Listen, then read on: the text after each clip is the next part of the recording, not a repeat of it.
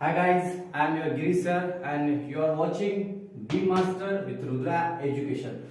तो गाइस जैसे कि मैंने आपको कहा था कि बहुत जल्दी ही हम एक टेंस का नया पार्ट लेके आने वाला हूँ, तो वैसे ही मैंने आज किया गया है कि एक टेंस का आपके लिए बहुत ही अच्छा पार्ट लेके आया है, जो कि मतलब एक्चुअली क्या होता है, बहुत सारे जो बच्चे होते हैं उनको डू और डज के अंदर बहुत सा प्रॉब्लम आता है। तो उसी प्रॉब्लम का एक सोल्यूशन एक बहुत ही अच्छे तरीके से मैं आज आपको सिखाने वाला हूँ कि क्या क्या प्रॉब्लम्स आते हैं और उस प्रॉब्लम को किस तरह से हमें सॉल्व करना है। तो देखो एक्चुअली क्या है, जैसे हमें टेंस के कुछ मेन टाइप्स पता है कि 3 टाइप्स का टेंस होता है, जैसे प्रेजेंट होता है, फ्यूचर होता है और पास्ट होता है। तो तीनों टेंस के अंदर जो हमारा जो सबसे पहला होता है, जैसे कि प्रेजेंट टेंस का जो पहला डिवाइडेशन होता है तो उस प्रेजेंट टेंस का पहला जो डिवाइडेशन है सिंपल प्रेजेंट टेंस, इसके अंदर प्रॉब्लम यह आती है बच्चों की कि सर हम वहां पे डू और डज का यूज कैसे करें, नेगेटिव सेंटेंस कैसे फॉर्म करें, ये बड़ा प्रॉब्लम उनको आता है। तो यहाँ पे थोड़ा सा देखिएगा कि किस तरह से हम क्या करेंगे, डू और डज का प्रॉब्लम सॉल्व करेंगे। देखो सिंपल प्रेजेंट टेंस का जो फॉर्मूला होता है, फॉर्मूला के ऊपर थोड़ा सा ध्यान रखिए, फॉर्मूला क्या होता है। तो सिंपल प्रेजेंट टेंस का फॉर्मूला जैसे कि एस का मतलब सब्जेक्ट और वर्ब की फर्स्ट फॉर्म, और उसके साथ हम लिखते हैं एस और एस/ईएस, इसका मतलब वर्ब के जो पहला फॉर्म है उसके साथ एस और ईएस हमें यूज करना है। और इसी के साथ एक होता है ऑब्जेक्ट, आप देखिएगा एस प्लस V1, इसके साथ एस/ईएस प्लस ऑब्जेक्ट। अभी हमें क्या करना है, बहुत इजी तरीके से हम इसको समझने वाले हैं, थोड़ा सा ध्यान रखिएगा और वीडियो के एंड तक रहिएगा कि आपको ये प्रॉब्लम मतलब जितना भी इसका प्रॉब्लम होगा वो पूरा सॉल्व हो जाएगा। तो देखते हैं हम यहाँ पे हमने क्या किया, सिंपल प्रेजेंट टेंस का एक फॉर्मूला लिखा जो कि है s प्लस V1 प्लस उसके साथ s/ईएस प्लस ऑब्जेक्ट। एस और ईएस हमें कब लगता है, कब इसका यूज कब करते हैं, ये भी हमें आज यहाँ पे क्लियर करना है। तो देखिएगा सब्जेक्ट क्या होता है, सबसे पहले देखते हैं सब्जेक्ट क्या होता है। सब्जेक्ट क्या होता है, एक्चुअली कैसा होता है ना फ्रेंड्स, सब्जेक्ट जो होते हैं वो 2 टाइप के होते हैं। सब्जेक्ट होते हैं 2 टाइप के, जैसे मैं तुम्हें बात कर रहा हूं, इसका मतलब मैं कौन हूं, सब्जेक्ट हूं। जो भी कोई सेंटेंस है उस सेंटेंस के अंदर जो कोई वर्क कर रहा है उसको हम सब्जेक्ट कहते हैं।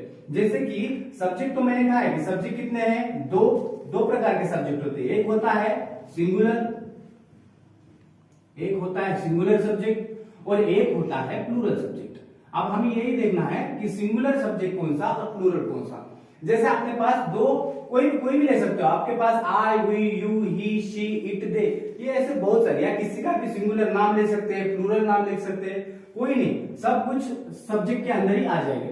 देखो आगे क्या करना है हमें, देखो जहां जैसे हमने देखा ही, शी, ये लिया हमने इट, तो ये सारे हो गए सिंगुलर सब्जेक्ट। उसी के साथ अगर प्लूरल में देखा जाए तो वी, यू, दे, ये हो गए प्लूरल सब्जेक्ट। और इनके साथ कैसा होता है, हम कोई भी क्या कर सकते हैं, सिंगुलर नेम लिख सकते हैं, कोई भी सिंगुलर नेम जो कि एज अ सब्जेक्ट यहाँ पे काम करेगा। और यहाँ पे कोई भी प्लूरल नेम लिख सकते हैं जो कि एज अ प्लूरल सब्जेक्ट काम करेगा।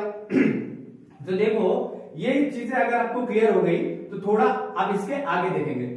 जब भी सिंगुलर सब्जेक्ट आए किस टेंस के अंदर, सिंपल प्रेजेंट टेंस के अंदर, जब भी क्या होता है सिंगुलर सब्जेक्ट आता है तब हमें क्या करना पड़ता है, उसके वर्ब वन के साथ, मतलब वर्ब की कौन सी फॉर्म, V1, ओके, तो वर्ब की पहली फॉर्म, तो उसके साथ हमें क्या करना है, s और es ऐड करना है।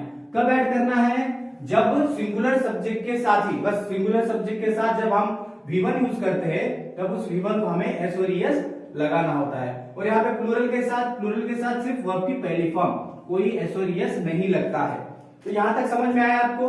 अब देखो यहां तक अगर समझ में आया हो तो हम कुछ एग्जांपल्स भी देख लेंगे। तो चलो हम कुछ एग्जांपल्स देख लेंगे।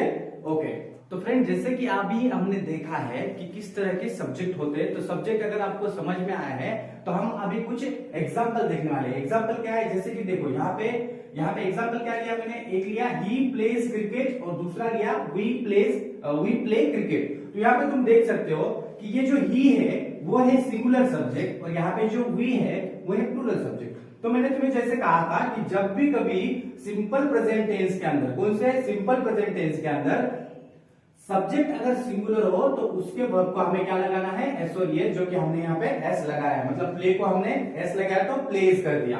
और यहाँ पे देखो वी कैसा है, प्लूरल सब्जेक्ट है, तो यहाँ पर हमने वर्ब को मतलब V1 को हमने एस और एस नहीं लगाया। मतलब हमें क्या करना है, जब भी कभी सिंगुलर सब्जेक्ट हो तभी हमें एस और एस लगाना है, और जब प्लूरल सब्जेक्ट हो तब हमें एस और एस लगाने की जरूरत नहीं है उसके वर्ब के फर्स्ट फॉर्म को। तो अभी हम क्या करेंगे, इसको हमें अभी निगेटिव करके देखना है कि इसको नेगेटिव कैसे करते हैं। दोनों सेंटेंस को नेगेटिव करके देखेंगे जिसके अंदर हमें डू और डज का यूज करना होता है। तो यहाँ पे देखिए, अब डू और डज का यूज करेंगे तो बहुत इजी है। जब जब कभी भी तुम्हें सिंगुलर सब्जेक्ट दिखे, सब्जेक्ट अगर तुम्हें सिंगुलर दिखे तो तुम्हें डज यूज करना है, बहुत इजी है एकदम। और जब जब तुम्हें सब्जेक्ट प्लूरल दिखाई दे तब तुम्हें वहां पे डू यूज करना है और उसके साथ V1 यूज करना है। अब हम यहाँ पे नेगेटिव बनाने वाले हैं। अब यहाँ पे आप क्या कर रहे हैं, नेगेटिव सेंटेंस बना रहे हैं। तो नेगेटिव सेंटेंस बनाते समय सबसे पहला काम ये है अपना कि इसके लिए हम क्या करेंगे, पहले तो अपना सब्जेक्ट लिख लेंगे जो कि यहाँ पे है ही। ओके, अब हम क्या करेंगे, सब्जेक्ट कैसा है, सिंगुलर है, तो उसके लिए हम क्या करेंगे, अब हमें डज यूज करना है। तो अब यहाँ पे यूज किया है डज, ही डज। अब सेंटेंस नेगेटिव बना रहे हैं इसलिए हम यहाँ पे नॉट लगाएंगे।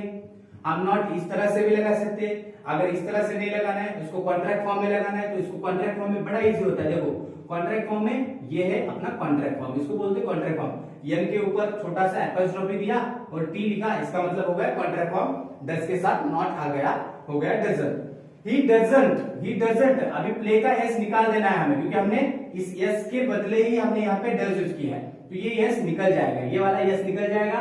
फिर यहाँ पे देखो ये हमें मिल गया प्ले, मतलब वर्ब को उसके मेन फॉर्म में लिखना होता है। ओके, तो यहाँ का यस हमने निकाल दिया यहाँ पे। ओके, तो यहाँ हमने मेन फॉर्म लिख दिया, V1 का जो मेन फॉर्म है विदाउट एस वाला वो हमने लिख दिया, ही डजंट प्ले क्रिकेट, जो कि यहाँ पे हम लिख सकते हैं क्रिकेट। ये अपना यहाँ पे सॉल्व हो गया नेगेटिव सेंटेंस। अभी इसी को अगर हमें क्वेश्चन फॉर्म करना है तो कैसे करेंगे, बहुत सारे एग्जाम में आता है, बहुत सारे, बट बच्चों को यहीं पे तो प्रॉब्लम आता है। आप इसका हम बनाएंगे क्वेश्चन, तो क्वेश्चन मतलब जैसे इंटरोगेटिव में होता है उसी टाइप में। देखो क्वेश्चन कैसे सॉल्व, अब इसका क्वेश्चन कैसे बनाएंगे, इसी को क्वेश्चन बनाना है तो क्या करेंगे, बड़ा इजी है क्वेश्चन। पहले ये समझो कि क्वेश्चन आपको पॉजिटिव बनाना है या नेगेटिव बनाना है। अगर यदि आपको पॉजिटिव बनाना है तो नॉट की जरूरत नहीं है, अगर आपको नेगेटिव बनाना है तो उसमें नॉट की जरूरत पड़ेगी। तो पहले हम यहाँ पे पॉजिटिव बना के देखेंगे।